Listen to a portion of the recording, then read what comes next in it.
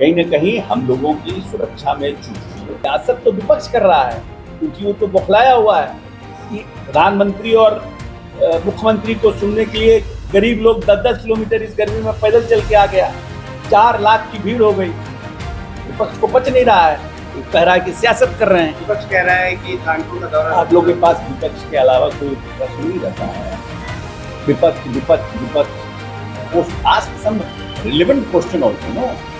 If you are a journalist, ask some good relevant question about development. नमस्कार, आप देख रहे हैं बिहार डेली लाइव। मैं निखिल। देखिए, पहलगाम में हुए आतंकी हमले को लेकर और साथ में जो लाइवलीहुड पर नुकसान पहुंची है और जो चूक हुई है नेशनल सिक्योरिटी से, इसी सब तमाम मुद्दों पर जब हमारी बातचीत होती है बिहार सरकार के मंत्री अशोक चौधरी से, तो क्या कुछ कहते हुए नजर आ रहे हैं। पहले इस वीडियो को देखिए। घटना और उसके बाद जो बैठक हुई, हाई लेवल की बैठक हुई मोदी जी की, और उसके बाद 5 जो समझौता, पुरानी समझौता थी 65 साल पुराना, उसको रोक दिया गया। क्या लग रहा है इससे पाकिस्तान की अकड़ जो है वो खत्म होगी?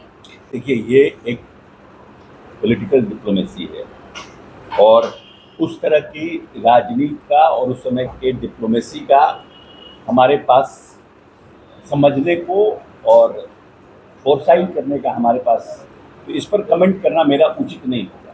बट हम ये फर्म हैं और हम लोगों को ये विश्वास है कि प्रधानमंत्री जी जिस तरह से तत्काल मोदी जी को घाटी भेजे, वहाँ से फर्स्ट हैंड रिपोर्ट लेके हाई लेवल मीटिंग करने के बाद सभी सीआरपीएफ और जो हमारे केंद्रीय फोर्स है, उसके बाद जब प्रधानमंत्री अमित शाह जी आए दिल्ली, उसके बाद प्रधानमंत्री जी अरब से तुरंत तत्काल लौटे और हाई लेवल जो मीटिंग हुई है, हम समझते हैं कि प्रधानमंत्री जी सक्षम हैं और प्रधानमंत्री जी जरूर आने वाले समय में, क्योंकि इंटरनेशनल नेशनल पॉलिटिक्स को देखते हुए वैसे आतंकवादी जिन्होंने इस तरह की घटनाओं में अपनी संलिप्तता व्यक्त की है, ये देश पर आघात है, ये देश पर चोट है, ये किसी पॉलिटिकल पार्टी या किसी एक व्यक्ति या जाति पर नहीं है।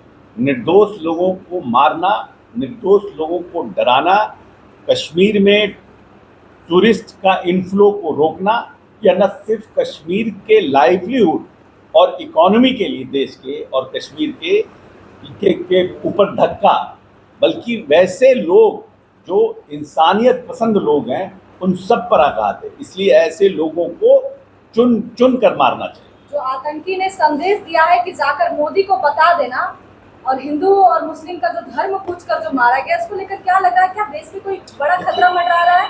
हिंदू और मुस्लिम को पूछ करके माना, उसमें तो मुस्लिम को भी मार दिया। जो बेचारा मुस्लिम घुड़सवार था, जब उन्होंने टूरिस्ट को प्रोटेक्ट करने की कोशिश की तो उसको भी मार दिया। और ये लोग इंसानियत के विरोधी हैं।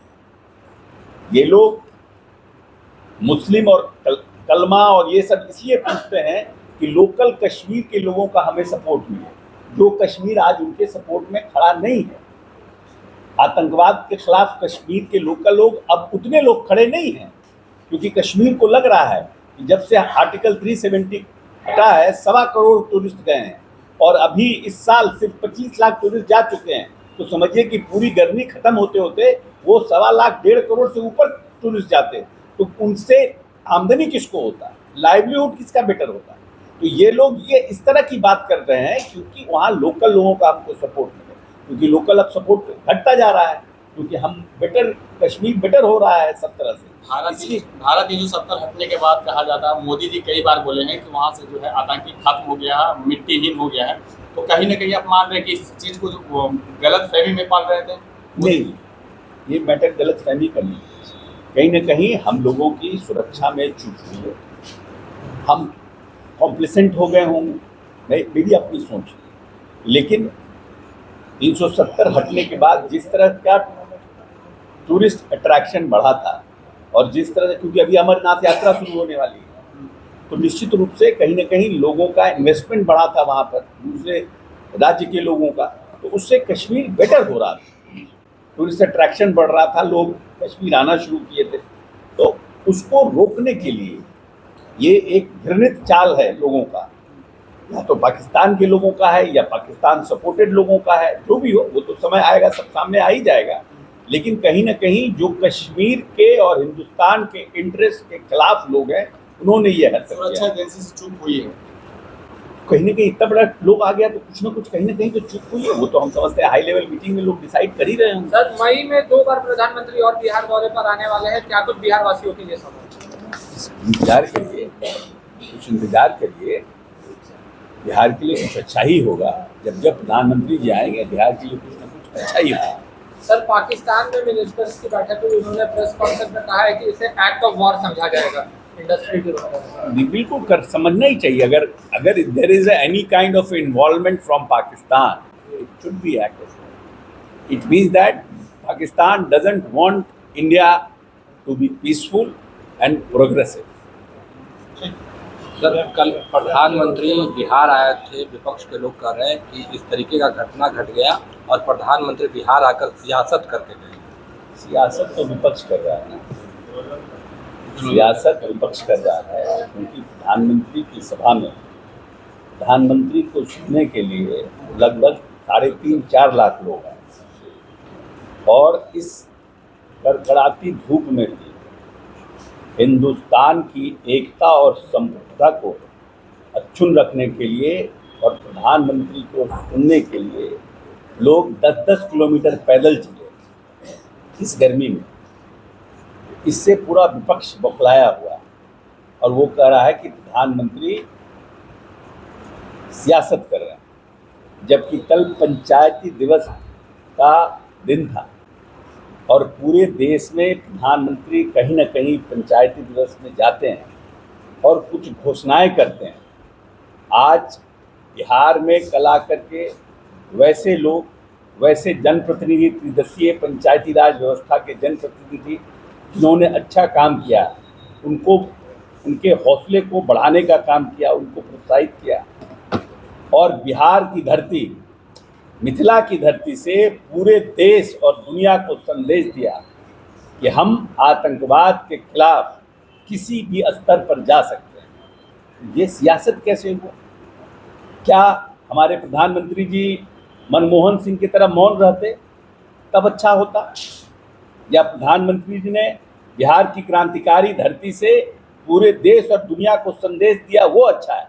तो सियासत तो विपक्ष कर रहा है, क्योंकि वो तो बौखलाया हुआ है कि प्रधानमंत्री और मुख्यमंत्री को सुनने के लिए गरीब लोग 10-10 किलोमीटर इस गर्मी में पैदल चल के आ गया, 4 लाख की भीड़ हो गई। विपक्ष को पच नहीं रहा है, वो कह रहा है कि सियासत कर रहे हैं, जबकि प्रधानमंत्री जी ने बिहार को न सिर्फ रेलवे का बल्कि विद्युत के क्षेत्र में नई नई सौगात देने का काम किया। ये प्रधानमंत्री आकर कुछ बिहार को दे रहे हैं, किसी का उद्घाटन कर रहे हैं, नई ट्रेनों का शिलान्यास कर रहे हैं, ये सियासत है? पूछिएगा उनसे। कांग्रेस के लोग कह रहे हैं सर, जो प्रधानमंत्री पुराने वादा किए थे लोकसभा चुनाव के दौरान, पहले कांग्रेस पार्टी को चिंता करने की जरूरत नहीं है। बिहार के लिए प्रधानमंत्री जी और माननीय मुख्यमंत्री जी सक्षम है। अभी सीट वेकेंट नहीं है, इसलिए कांग्रेस को चिंता करने की, जब कांग्रेस मुख्यमंत्री जी और प्रधानमंत्री जी थक जाएंगे, तब जब वेकेंट होगा तभी लोग चिंता करें बिहार में। अभी चिंता करने की जरूरत नहीं। विपक्ष कह रहा है कि कानपुर का दौरा, आप लोगों के पास विपक्ष के अलावा कोई प्रश्न नहीं रहता है। विपक्ष post ask some relevant question also, no? If you are a journalist, ask some good relevant question about development. Why you are keep on asking about the opposition? We are not sitting here to answer the opposition. We are sitting here to answer the people of Bihar. Thank you. तो आपने देखा कि किस तरीके से अपनी बातों को रखते हुए नज़र आ रहे थे। जब हमने उनसे सवाल करे कि क्या मानते हैं कि नेशनल सिक्योरिटी की चूक हुई है, तो उनका कहना है कि हाँ, चूक तो कहीं हो गई है, तभी तो इतने बड़े हादसे को अंजाम दे दिया गया। और साथ ही साथ उनका ये भी कहना है कि जो फाइनेंशियल और जो है पॉलिटिकल एड कश्मीर की तरफ से उनको मिलता था, वो अब कश्मीर के लोग उनको नहीं देते हैं। इसीलिए उन्होंने धर्म पूछकर भी भले ही गोली मारी हो, पर जो है एक मुस्लिम जो है आदमी वो भी घायल हो चुका है और इसकी तैयारी पूरी चल रही है और मोदी ज़रूर इसका जवाब देंगे। और ये नेशनल सिक्योरिटी का मामला है। पर आपने देखा क्या कुछ कह रहे थे बिहार सरकार के मंत्री अशोक चौधरी। ऐसी तमाम खबरों के साथ रूबरू होने के लिए देखते रहें बिहार डेली।